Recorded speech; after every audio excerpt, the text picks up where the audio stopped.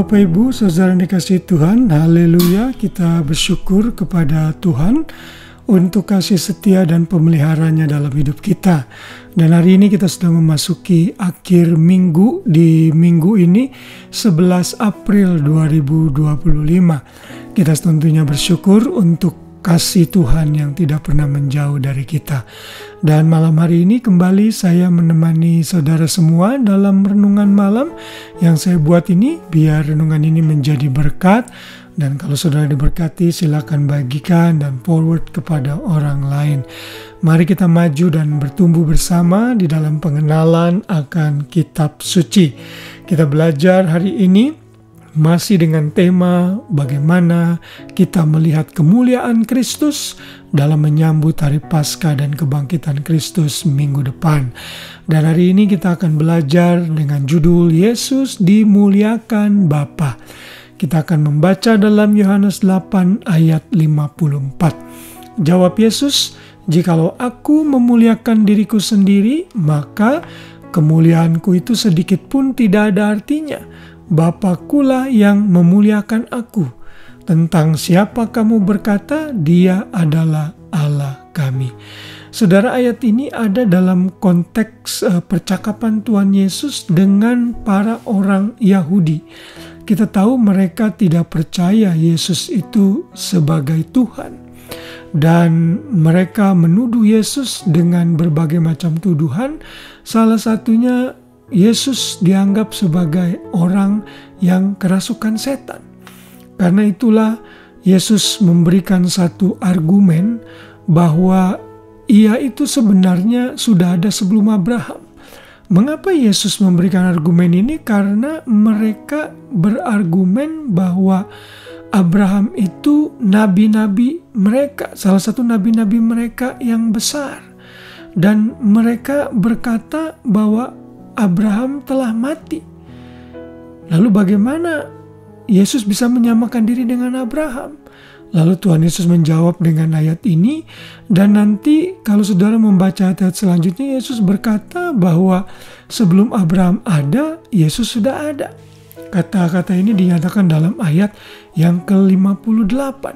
Karena hal inilah mereka mengambil batu dan hendak melempari Yesus, tapi Yesus bisa menghindar pada saat itu karena memang belum waktunya Yesus mati, apalagi mati dengan cara demikian, karena Yesus akan mati dengan cara disalib.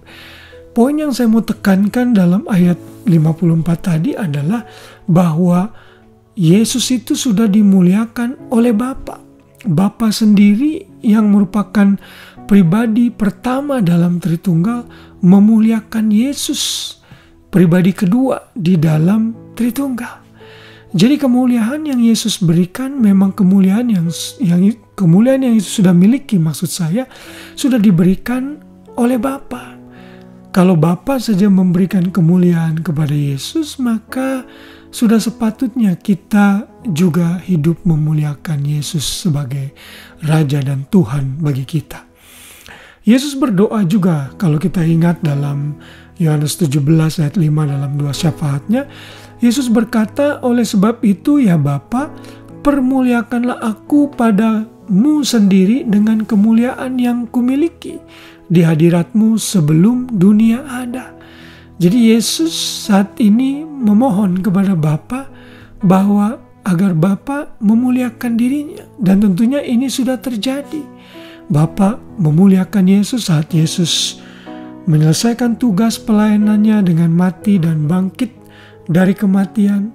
Yesus dimuliakan dengan naik ke surga dan duduk di sebelah kanan Bapa.